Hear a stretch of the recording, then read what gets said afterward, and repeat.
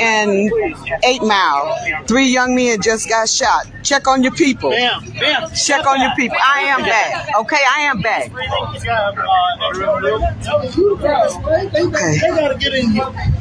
So why we gonna stand there? This is the other young man. Check on y'all people. Let's go. Check on your people. It's okay. It's okay. Check on your people. They just got shot. Hey, this is gonna be. And this young man, all right, he's already gone. Please check on y'all people. 8 Mile and 4 people shot, 2 people are dead, and 2 others are in the hospital, and police are still piecing together exactly what happened. Police tell me the shooting stemmed from a fight that happened in the parking lot between 2 groups. The shooting happened at around 3 this afternoon. I spoke to a lieutenant from the police department. Hear more of what he had to say. We are lucky that no innocent bystanders got hit by a stray bullet. We are very lucky that bullets didn't enter the store and hit people who were just coming to shop. Police say they do not have a suspect in custody, but they don't believe there's any threat to the public. That's right. 3 people have been shot, maybe more, near the Glendale police station. All of this information just coming into our newsroom. The uninvited guest was asked to leave. He left. As he was leaving, he began shooting in the area.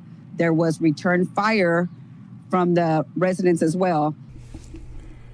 Yeah, let's talk about this, man. I mean, are you kidding me? We can't go to the store to buy some shoes, and the word is a female that shot 4 dudes in the head? That's crazy. But, hey, I'm going to get at y'all at the other end of this. We navigate our lives with a quiet, often unconscious certainty. We assume a trip to the store will end with purchases, not police tape. We believe a meal out with friends will be filled with laughter, not sirens. We trust that gathering with family in our own homes provides a sanctuary, a haven immune from the dangers of the outside world. These spaces, the bustling public plaza, the welcoming restaurant, the familiar comfort of home, form the backdrop of our everyday existence, anchoring our sense of security. But what happens when that fundamental trust is brutally shattered? When the expected mundane is violently replaced by sudden terror? When the very places we feel safest become the scenes of unimaginable tragedy? This past weekend, that horrifying reality played out not just once, but 3 times, in different states, leaving communities grappling with grief, fear, and the chilling realization that safety can be incredibly fragile. The weekend's unsettling pattern began to unfold on a Saturday afternoon in Eastpointe, Michigan. It was the kind of day countless people were out running errands, browsing stores, simply living their lives. The shopping center at the corner of East 8 Mile and Kelly Roads was likely buzzing with activity, the sounds of foot traffic, distant conversations, the gentle hum of weekend commerce. But just outside the doors of a Foot Locker store, a seemingly minor disagreement between 2 groups of people rapidly, terrifyingly transformed. Police reports confirm an argument escalated, turning physical in a flash. Then, the sudden deafening sound that no one expects to hear in such a place: gunfire. In the chaos that ensued, the sounds of a normal Saturday were drowned out by screams and panic. 2 individuals collapsed, their lives instantly stolen. 2 others were wounded, the trajectory of their weekend, their lives, irrevocably altered by bullets. The transition from normalcy to nightmare was instantaneous, brutal, and public. The immediate aftermath in Eastpointe painted a stark, visual testament to the suddenness of the violence. Sirens wailed, cutting through the air that just minutes before had held ordinary sounds. Police cruisers converged on the scene, their flashing lights casting an eerie glow across the familiar pavement.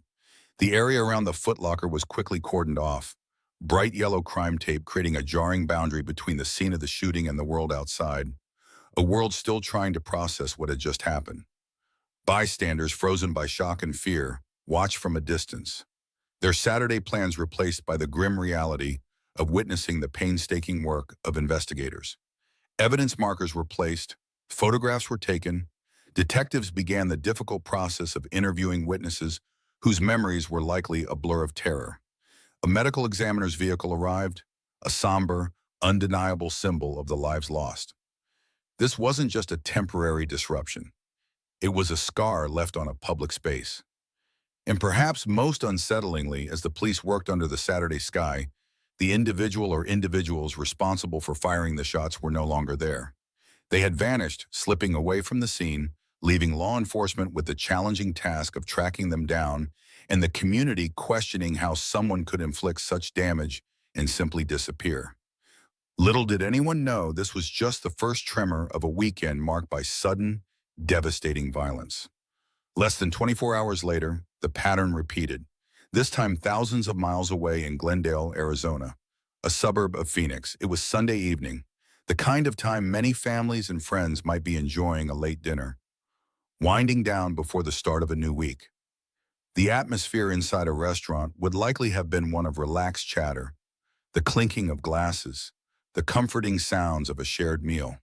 But that peace was violently shattered around 7:45 p.m. Gunfire erupted, transforming a place of gathering into a scene of terror. The sheer scale and intensity of the incident were immediately apparent to responding officers. Police spokespeople later described what they encountered as an enormous scene, a term that suggests widespread chaos, multiple victims scattered throughout the area, and a level of confusion that would challenge even experienced law enforcement. The initial reports were chilling.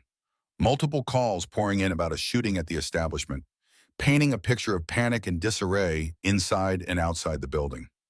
The Glendale shooting added another layer of unsettling complexity to the weekend's events, not just in the scale of the tragedy, but in the questions left hanging in the air. 3 precious lives were lost in the sudden fusillade of bullets. 5 other individuals sustained injuries, some from gunfire, some from shrapnel, all undoubtedly traumatized by the terrifying experience. As police worked the chaotic scene, they encountered a situation that was far from clear-cut. Unlike incidents potentially involving a single attacker, authorities quickly came to believe multiple individuals were involved in the shooting. This immediately complicated the investigation, leading to several people being detained for questioning in the immediate aftermath. Yet despite these detentions, no one was officially taken into custody as a suspect, leaving the potential perpetrators still at large. The core questions, why did this happen? Who was involved? Were the victims and attackers connected? Remained unanswered. A poignant, heart-wrenching account from a bystander who witnessed the scene encapsulated the raw human cost. Seeing a man down and hearing his father's desperate, agonizing cries, calling out his name. It was a visceral reminder that behind the police tape and the official statements were real people experiencing unimaginable pain and loss. Investigators acknowledged they had a complex task ahead, piecing together the truth from a chaotic scene where motives and relationships were anything but clear. The third act of this tragic weekend unfolded in Southeast Houston, and perhaps most unsettlingly, it struck at the heart of the most sacred space, a family gathering at a private home. It was early Sunday morning, just after midnight, a time when families and friends should feel most safe and secure, gathered together in a familiar, comfortable environment. The atmosphere was likely one of warmth, connection, perhaps even celebration. But that feeling of sanctuary was abruptly and brutally violated. According to the Houston Police Department, an uninvited person showed up at the gathering. The decision was made, reasonably, to ask this individual to leave. It was a simple request intended to restore the peace of the private event. Instead, it triggered an explosion of violence. As the uninvited guest was reportedly departing the premises, they allegedly began firing shots into the crowd of people gathered at the home. But chillingly, the gunfire wasn't confined to just the intruder. Reports from police indicate there was also return gunfire from other guests present at the gathering. A space meant for family and friendship became a chaotic battleground. Innocent attendees caught in the crossfire of a sudden violent confrontation that erupted within the walls of a home. The consequences of the Houston home invasion shooting were devastating and widespread, affecting a significant number of people within that single intimate location. 16 individuals in total were struck by gunfire during the chaotic exchange. An 18-year-old who had been among the gathering was critically wounded and later tragically pronounced deceased at the hospital. At least 15 other people ranging in age from young adults to those in their early 40s, suffered injuries requiring hospitalization. The scene that police arrived upon would have been one of profound trauma, injured individuals, terrified witnesses, and the unsettling reality that violence had erupted among people who were supposed to be safe together. In the immediate aftermath, police attempted to sort through the chaos, detaining and questioning many of the people who had been present, trying to understand the dynamics, identify who was involved in the shooting, and piece together the sequence of events. However, after being questioned, these individuals were later released, meaning that as of the latest reports, the person who initiated the violence and potentially others involved in the exchange were not in custody. Houston police made an urgent and poignant plea to anyone who was at the gathering, suggesting they might unknowingly possess crucial evidence, perhaps even in their vehicles, highlighting the challenging and ongoing nature of the investigation and the desperate need for the truth from those who survived the ordeal. When we look back at this series of events, a public shopping plaza, a public restaurant, a private family home, spread across 3 different states, occurring within the span of roughly 24 hours, a deeply unsettling pattern emerges. These weren't isolated incidents based on location type. They represent the violation of the very places we spend our everyday lives, the spaces where we feel most entitled to feel secure. In each case, violence erupted suddenly without clear public warning, transforming ordinary moments into scenes of tragedy. Lives were lost, many more were injured, and countless individuals were left grappling with the trauma of witnessing or surviving such horrific events.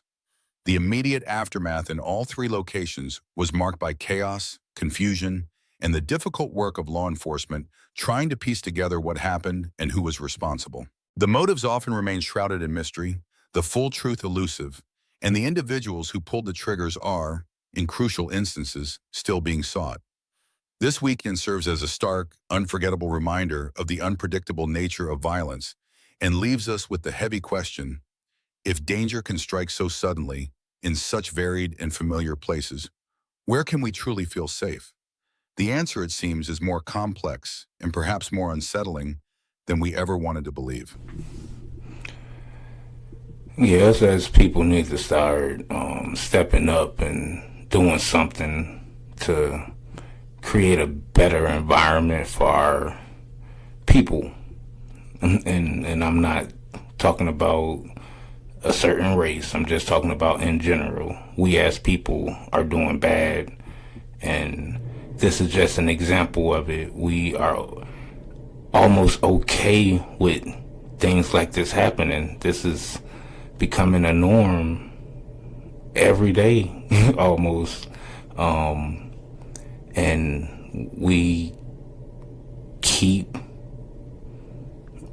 going. We keep doing it. And I know, that's a lot of their plan. They want to keep us as isolated. They want to keep us as in the house. They want that control. But man, when your family and your friend ones is dying, I don't know. I don't know. They almost got me spooked. But y'all let me know how y'all feel in the comments. Please like and subscribe. Thank you.